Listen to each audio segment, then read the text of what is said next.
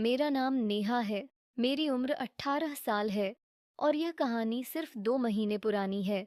यह कोई मनगढ़ंत किस्सा नहीं, बल्कि मेरी अपनी जिंदगी का एक ऐसा सच है जिसे सुनकर शायद तुम्हारा दिल दहल जाए। मैं गांव की लड़की हूँ, लेकिन शहर वाली चमक धमक मुझ में बचपन से ही थी। मेरी आंखें काजल से भरी रहती थीं, काली नहीं बल्कि ऐसी जैसे अंधेरी रात में बिजली कड़क रही हो। बाल, अरे मत पूछो, इतने लंबे और घने कि जब चलती थी तो लगता था कि बादल मेरे पीछे दौड़ रहे हैं। बदन ऐसा कि जिसे देखकर गांव की औरतें जल जातीं और मर्दों की नजरें टेढ़ी हो जातीं। मेरी कमर इतनी पतली थी कि माँ कहती थी, नेहा, तेरा तो घाघरा भी सरक जाता होगा। और हाँ, होंठ ऐसे गुलाबी कि बिना लाली लगाए ही लगे कि मैंने शहद चाट रखा है। गांव की मिट्टी से बसी हुई मेरी दुनिया बहुत ही सीधी सादी थी। मेरा बचपन खेतों की हरियाली, मिट्टी की सौंधी खुशबू और बैलों की घंटियों के बीच बीता था।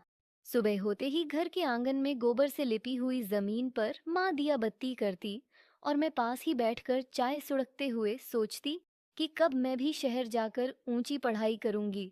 गांव की लड़कियों के लिए स्कूल बस 8वीं 10वीं तक ही सीमित था, लेकिन पापा को भरोसा था कि उनकी बेटी इससे आगे जाएगी। वे अक्सर कहते, नेहा, तुझे तो बड़ा आदमी बनना है, तुझे गांव में नहीं रहना, तुझे बाहर जाकर पढ़ना है।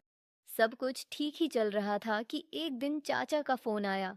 चाचा शहर में अकेले रहते थे। चाची से उनकी बनती नहीं थी और 2 साल से दोनों के बीच लड़ाई चल रही थी।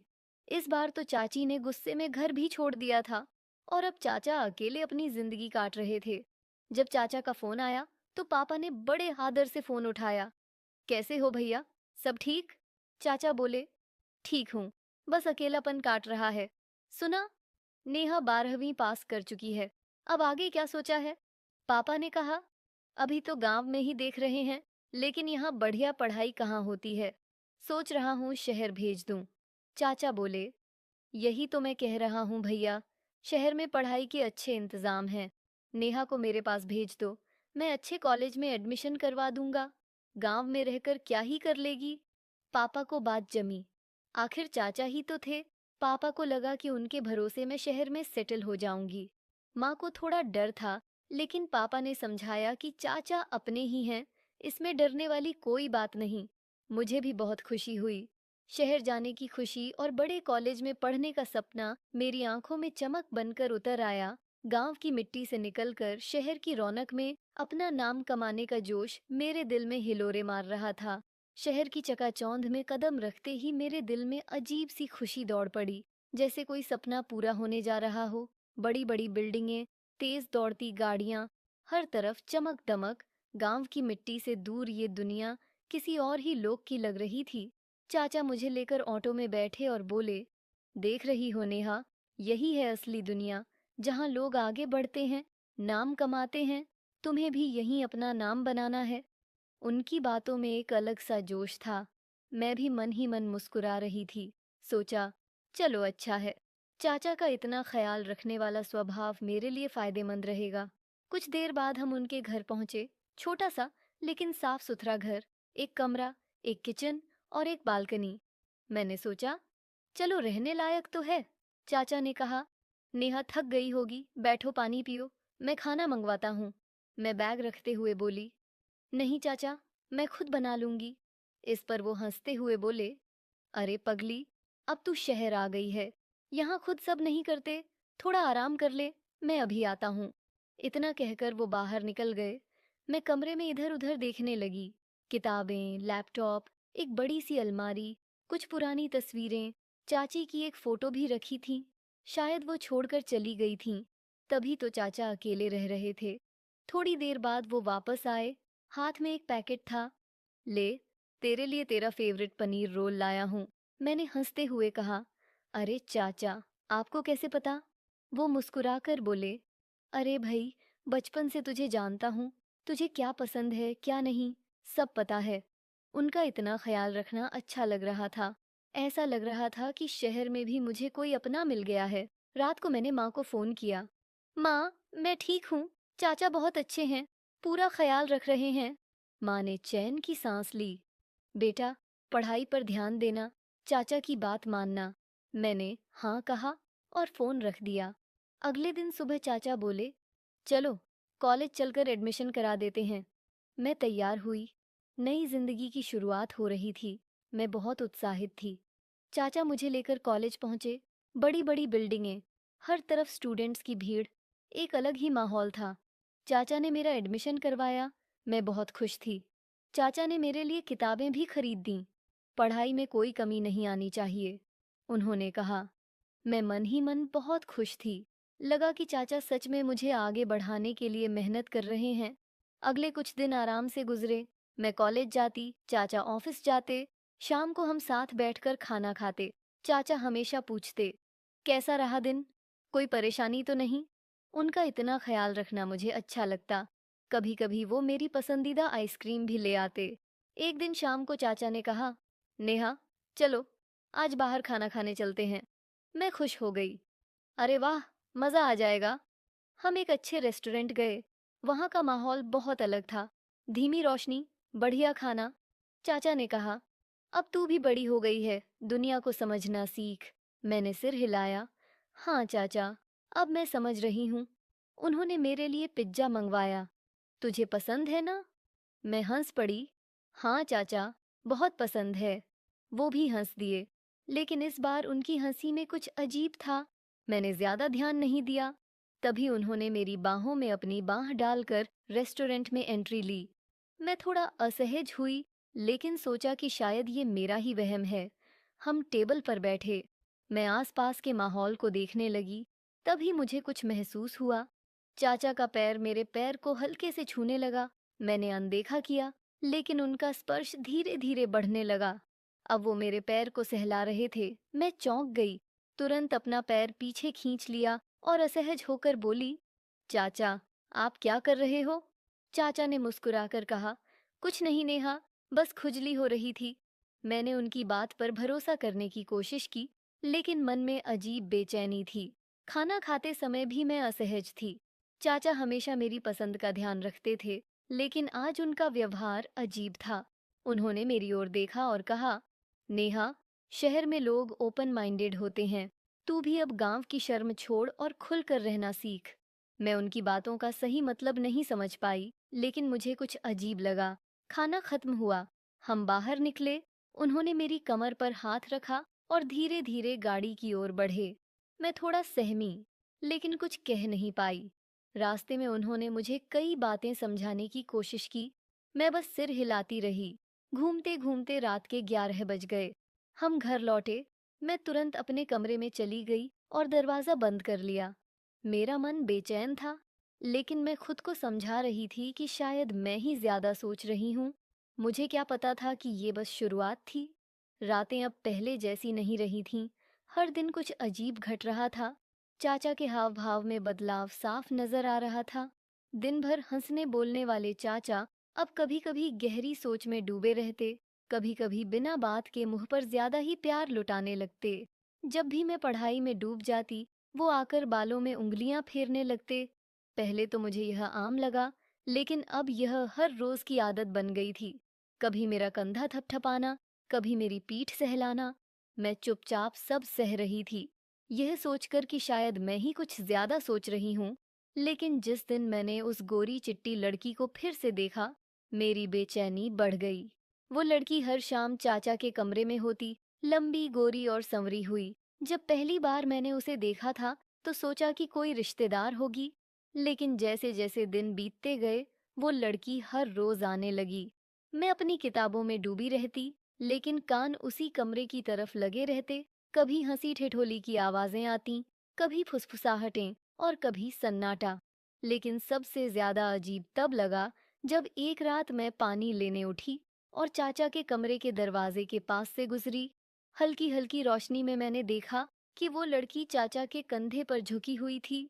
उसके हाथ चाचा के सीने पर थे और चाचा उसकी कमर पर हाथ फेर रहे थे। मेरा पूरा शरीर ठंडा पड़ गया। मैं घबराई हुई अपने कमरे में लौट आई और पूरी रात यही सोचती रही कि यह सब क्या हो रहा है। अगली सुबह जब चाचा नाश्ते की टेबल पर बैठे थे, मैंने हिम्मत जुटाई और पूछा, चाचा, वो लड़की कौन थी जो रोज आपके कमरे में आती है? चाचा ने मुझे घूरा, फिर हंसते हुए बोले, अरे नेहा, तू बच्ची है, तुझे इन बातों से क्या मतलब? वो बस एक दोस्त है। उनकी हंसी में कुछ नकलीपन था। मैं कुछ और पूछती, इससे पहले ही उन्होंने मेरी प्लेट में और पराठे डाल दिए और कहा, खा ले, बहुत कमजोर हो रही है।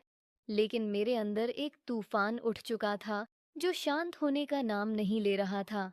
इसके बाद चाचा के व्यवहार में और बदलाव आ गया। अब वो मुझसे जरूरत से ज्यादा करीब आने लगे थे। कभी हाथ पकड़ लेते, कभी बहाने से मेरे गालों को छू लेते। एक दिन तो हद ही हो गई। जब मैं सोफे पर बैठी पढ़ाई कर रही थी, चाचा मेरे पास आकर बैठ गए और मेरे घुटनों पर हाथ रख दिया। मैं चौंक गई, तुरंत अपने घुटने खींच लिए। चाचा मुस्कुराए और बोले, अरे तुझे तो बहुत जल्दी शक होता है। मैं तो बस तुझे अपने घर जैसा महसूस कराने की कोशिश कर रहा हूँ। लेकिन उस दिन मेरा मन कह रहा था कि कुछ तो गड़बड़ है। अब मेरे मन में कई सवाल थे। वो लड़की कौन थी? चाचा हर रोज उससे क्या बातें करते थे? और सबसे जरूरी, चाचा का व्यवहार अचानक इतना अजीब क्यों हो गया था? इन सवालों के जवाब मैं जल्द ही ढूंढने वाली थी, लेकिन उससे पहले मुझे अपने डर पर काबू पाना था। रात का अंधेरा घना था, लेकिन मेरे मन का अंधेरा उससे भी ज्यादा गहरा था। चाचा की रहस्यमयी हरकतें अब बर्दाश्त के बाहर हो रही थीं। हर रोज वो गोरी चिट्टी लड़की उनके कमरे में आती थी और घंटों वहां रहती थी। मेरी जिज्ञासा और बढ़ती गई। मैंने सोच लिया था कि अब मुझे सच्चाई जाननी ही होगी, लेकिन कैसे? फिर मेरे दिमाग में एक तरकीब आई। मैंने अपने मोबाइल को उनके कमरे में छुपाने का फैसला किया। अब सवाल था कि कहाँ छुपाऊं? मैंने देखा कि कमरे में एक पुरानी अलमारी थी, जिसमें कपड़े बेतरतीब तरीके से रखे थे। मैंने जल्दी से अपना फोन उसमें रख दिया, रिकॉर्डिंग ऑन कर दी और चाचा को शक न हो, इसलिए वहां से निकल गई। अगली सुबह मैं जल्दी उठ गई। रात भर बेचैनी से करवटें बदलती रहीं, लेकिन अब सच्चाई मेरे हाथ में थी। मैंने कमरे का दरवाजा बंद किया, हांफती हुई अलमारी खोली और फोन निकाला। धड़कते दिल से वीडियो प्ले किया। जो देखा वो मेरी सोच से भी परे था। चाचा उस लड़की के साथ बेहद नजदीक थे।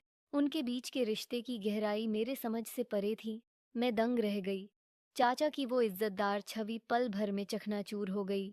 वो सिर्फ मेरे लिए ही नहीं बल्कि पूरे परिवार के लिए भी झूठे थे।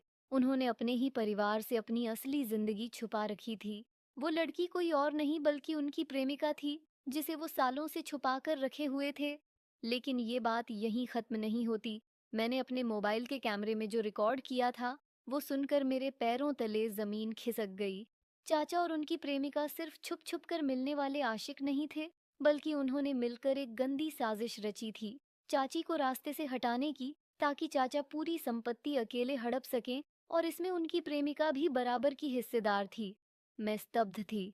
मेरा पूरा शरीर कांप रहा था। मेरी आंखों के सामने वो सारे पल घूम गए, जब चाचा मुझसे झूठी हमदर्दी दिखा रहे थे, मीठी मीठी बातें कर रहे थे, मुझे शहर लाने का बहाना बनाकर अपने जाल में फंसा रहे थे। लेकिन असली मकसद तो कुछ और ही था।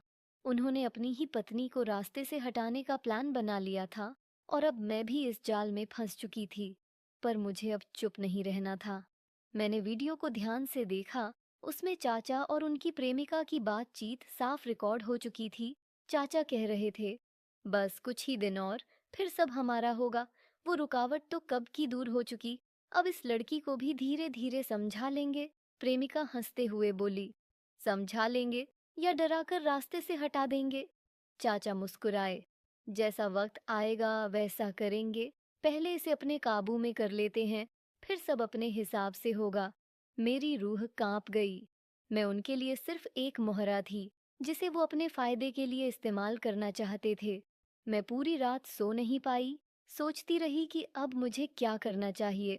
अगर मैं चाचा के सामने यह जाहिर कर दूं कि मुझे सब पता चल चुका है, तो हो सकता है वो मुझे भी नुकसान पहुंचाने की कोशिश करें। और अगर मैं चुप रहूं, तो ये दोनों अपनी साजिश में कामयाब हो जाएंगे। लेकिन मैं चुप रहने वालों में से नहीं थी। मैंने तय कर लिया कि मैं इस सच्चाई को सबके सामने लाकर रहूंगी। अगली सुबह मैंने सबसे पहले अपने पिता को कॉल किया, लेकिन फोन नहीं लग रहा था। फिर मैंने अपने एक दोस्त से मदद मांगी जो पुलिस में था। उसे सारी बात बताई और वीडियो भेज दिया। उसने तुरंत एक्शन लेने का भरोसा दिया, लेकिन मुझे तब तक खुद को संभाल कर रखना था, ताकि चाचा को शक न हो। मैं रोज की तरह नॉर्मल बर्ताव करने लगी।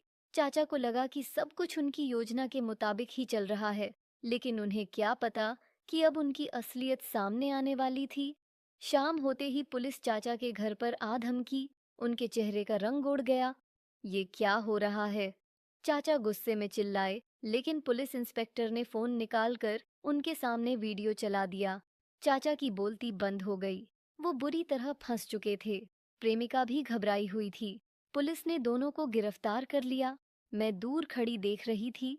वो चाचा, जिन्होंने हमेशा परिवार का दिखावा किया, आज उन्हीं के चेहरे से नकाब उतर चुका था। अब उनका असली रूप सबके सामने था। चाची को भी इंसाफ मिल चुका था। मेरी लड़ाई सिर्फ अपने लिए नहीं थी, बल्कि हर उस लड़की के लिए थी जिसे किसी ने धोखा दिया हो, जो अपनों के ही जाल में फंस गई हो।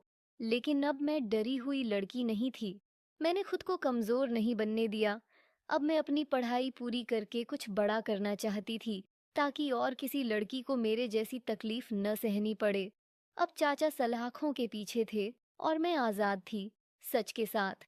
अगर आपको ये कहानी पसंद आई हो तो लाइक, कमेंट और सब्सक्राइब ज़रूर करें और अपनी राय नीचे कमेंट में लिखें।